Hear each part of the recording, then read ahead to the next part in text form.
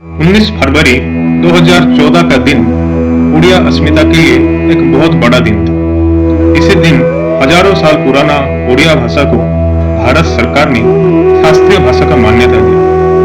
गौर करने वाली बात यहाँ पे यह है कि उड़िया एक अकेला आर्य भाषा है जिसको शास्त्रीय मान्यता मिला है। बाकी के 5 भाषा में 4 द्रविड़ भाषा है और एक संस्कृत भाषा।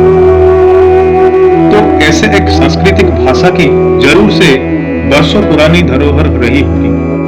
आइए इसे जानने की कोशिश करते हैं। उड़िया भाषा मूल रूप से उड़ीसा में बोली जाती है। हालांकि ये झारखंड का द्वितीय भाषा है और इसके व्यापक प्रचलन छत्तीसगढ़, आंध्रा और वेस्ट बंगाल में भी है। इतिहासकारों के माने तो उड़िया मगधी प्राकृत भाषा से उत्पन्न हुई। प्राकृत भाषा के विषय में जानने के लिए हमें लगभग 2500 साल पीछे जाना होगा, जब पहली बार प्राकृत के शिलालेख सम्राट अशोक द्वारा स्थापित किया गया था। दरअसल उसी समय आम जनमानस की भाषा प्राकृत थी और लिपि ब्राह्मी थी। यही प्राकृत भाषा भारत के अलग अलग हिस्से में जाके अलग अलग रूप में ढल जाती है, जैसे कि महाराष्ट्री, सौरसेनी, मागधी और पैशाची। अब अगर हम मागधी भाषा को देखें तो ये भाषा 2000 साल पहले पूर्वी भारत के साथ नेपाल और बांग्लादेश में बोला जाता था और ये भाषा को भगवान बुद्ध और महावीर भी कभी बोलते थे।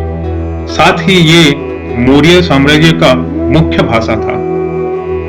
धीरे धीरे मागधी भाषा उत्तर पूर्व भारत के अलग अलग हिस्सों में अलग अलग रूप लेती है, जैसे कि उत्तर मागधी, दक्षिण मागधी, मध्य मागधी, पूर्वी और पश्चिम मागधी। पूर्वी मागधी भाषा तो संध्या भाषा के रूप में भी जाना जाता है। यह संध्या भाषा लगभग 7वीं और 8वीं सदी में जैन मुनियों के द्वारा इजाद किया गया था। सबसे महत्वपूर्ण बात यहाँ पे यह है कि संध्या भाषा में उड़िया, बंगाली और असमीज भाषाओं का मिश्रण देखने को मिलता है। इसको हम तीनों भाषा के एक पूर्वज के रूप में भी ले सकते हैं। जैन तंत्र साधक ने इसी संध्या भाषा में बहुत से दोहे लिखे हैं, जिसे आप इन्हीं 3 भाषाओं के मौजूदगी को महसूस कर सकते हैं। खैर, करीब 9वीं और 10वीं सदी को ये तीनों भाषा अलग राह चुन लेते हैं, जहां बंगाल और असमी उत्तर पूर्वी मागधी का रूप में जाने जाते हैं और उड़िया दक्षिण पूर्वी मागधी के रूप में। अब गौर करने वाली बात यहाँ पे यह है कि उड़िया में रहने वाले आदिम जनजातियों के भाषा जैसे कि संताली, मुंडारी के साथ मिलने के बाद पूर्वी मागधी ने दक्षिण पूर्वी मागधी या ओड्र प्राकृत का रूप लेती है। 9वीं सदी में मिले शिलालेख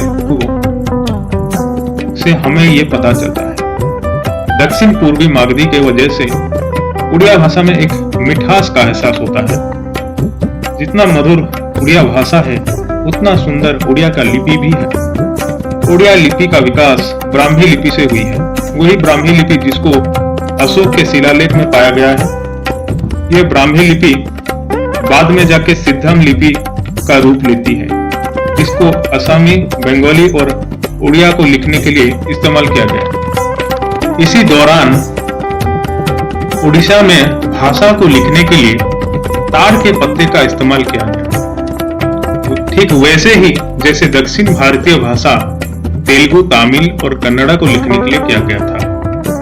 अब ताड़ पत्ता में सीधी रेखा से लिखने से वो फट जाती, जिसके कारण उड़िया लिपि गोल आकार तरीके से लिखी गई। अब एक महत्वपूर्ण बात यहाँ पे यह है कि उड़िया लिपि में उत्तर भारतीय और दक्षिण भारतीय लेखनी का अनोखा मिलाप देखने को मिलता है, जिसके कारण से उड़िया लिपि बहुत ही सुंदर नजर आता है।